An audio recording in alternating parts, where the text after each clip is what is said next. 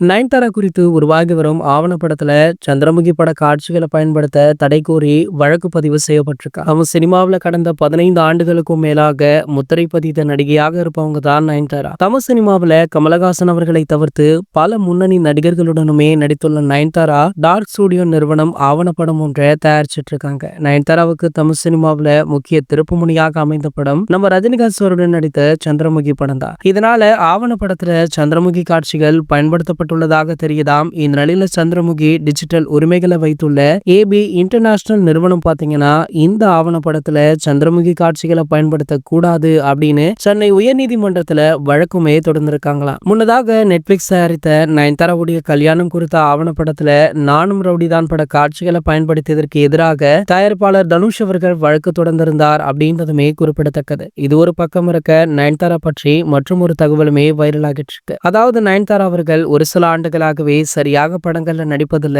அதற்கு முக்கிய காரணம் என்ன அப்படின்னு பாத்தீங்கன்னா, பல தயாரிப்பாளர்கள் இயக்குனர்களை எதிர்த்து நயன்தாரா பொதுவெளியில பேசியிருப்பதுதானா, முக்கியமாக தனுஷ் அவர்களை எதிர்த்து இவங்க பேசியதுதான் தற்போது இவங்களுக்கு பட வாய்ப்புகள் குறைய அதிக காரணம் அப்படின்னுமே சொல்லப்படுது. இந்த நிலையில தற்போது நம்ம அஜித் சாருடைய AK 64 படத்துல நயன்தாரா தான் ஹீரோயினாக நடிக்க போறாங்க அப்படின்னு ஒரு டாக் போய் கொண்டிருந்தது. மேலும் பாத்தீங்கன்னா இதை பற்றி நயன்தாராவே நம்ம AK அவர்களிடம் நேரடியாகவே பேசியிருக்காங்களா. சோ AK 64 படத்துடைய வாய்ப்புக்காக நயன்தாரா அவர்கள் நம்ம AK-விடம் நேரடியாக பேசியது தற்போது சோஷியல் மீடியாக்கள்ல ஒரு மிகப்பெரிய பேசுபொருளாக மாறி இருக்கு. இது போன்ற செய்திகளை பற்றி நீங்க உடனே தெரிஞ்சுக்க நம்மளுடைய சேனலை மறக்காம சப்ஸ்கிரைப் பண்ணிக்கோங்க.